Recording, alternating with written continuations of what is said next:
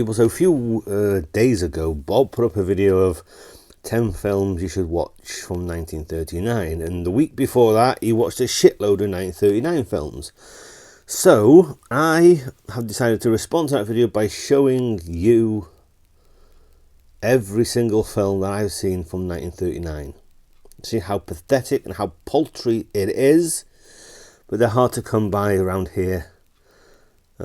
Old films. So I've seen 15. Bob probably watched more films from 1939 last week than I have seen.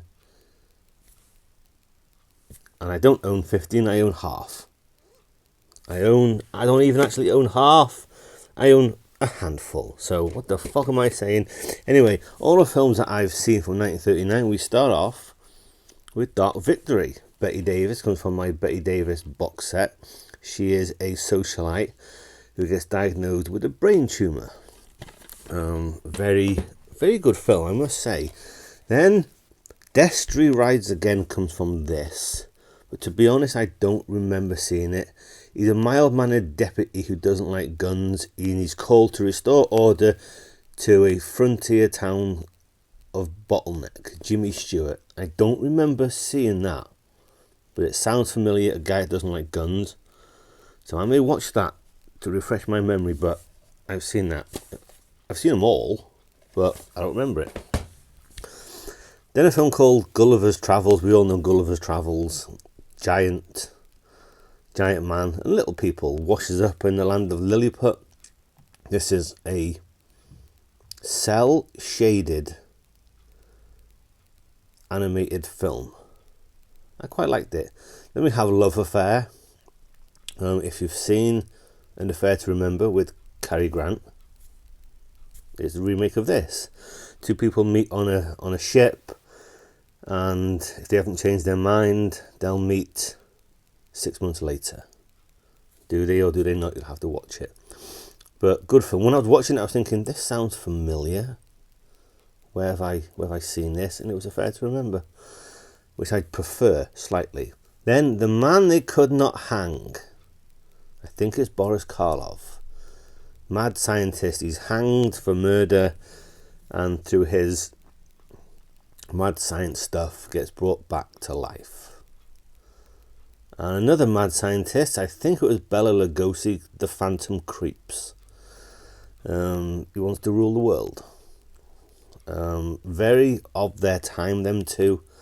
Not scary, not creepy, just solid. Then a film called Raffles. It has, I think, David Niven as a burglar, safecracker, goes around high society, these big houses, and does his thing. I like watching David Niven. The young Mr. Lincoln. Henry Fonda plays Abraham Lincoln.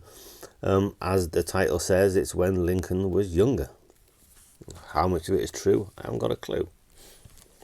Then a Hitchcock film, Jamaica Inn, which I don't like too much. I like the setting. I like the idea of the film.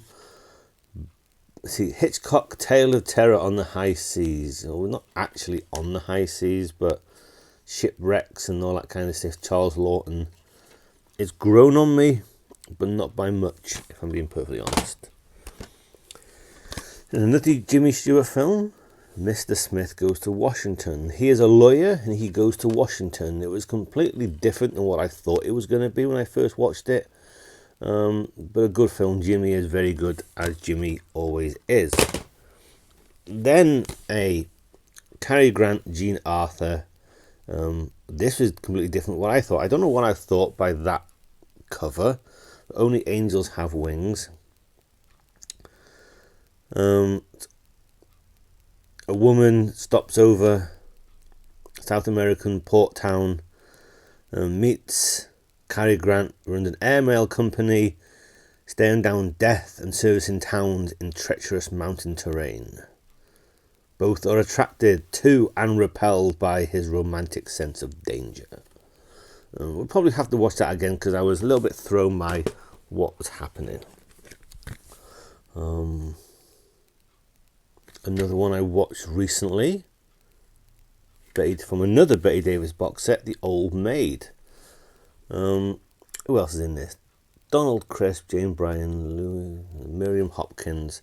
Yeah, 2 cousins and an illegitimate child. Can you still have an illegitimate child in 2022, or does just nobody care anymore? But that was solid, quite sad in parts as well. Then Wuthering Heights, a very famous story. You should know all about that. Stagecoach, which when I first watched Stagecoach, I thought, this is boring. People in a stagecoach going through Apache territory. I thought, this is dull. I don't like it. But then I watched it over the years, and John Wayne, his breakthrough role apparently, and when he appears, it's like, here's John Wayne. But I like it. It's grown on me a great deal.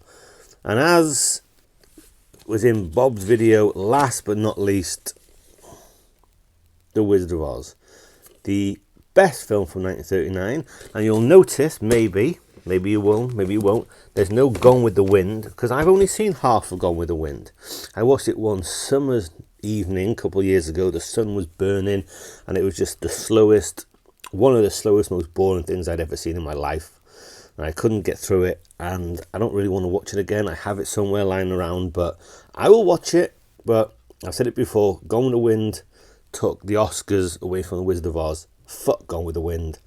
But I haven't seen it, so I can't really say that. But that is everything I've seen from 1939. It's sad and it's pitiful.